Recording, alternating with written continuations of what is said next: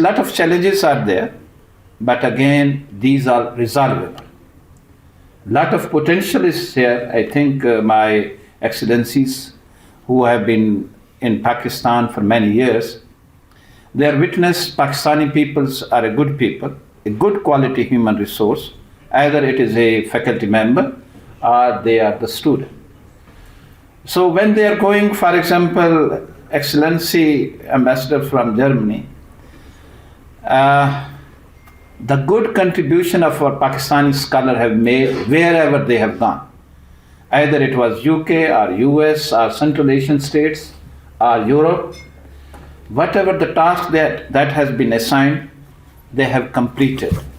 And they have contributed for the nation development program in that country. So I am lucky in that sense. About 2 million students are, at the moment, these are enrolled in higher education side.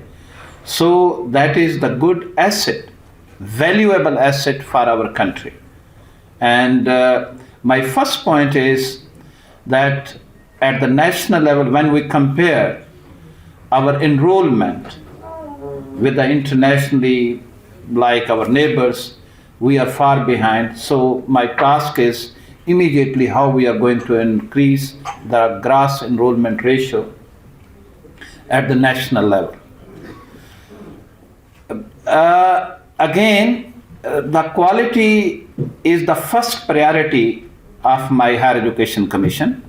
Quality of education, quality of graduates. So that will be my top priority, what we are producing. Why I said about the gross enrollment ratio or gross enrollment? Because the quality of graduates depends on what is the quality of the raw materials. Therefore, we have to polish that one, and we have to selective criteria for inducting the students in the universities. So at one side, the quality of intake we have to focus.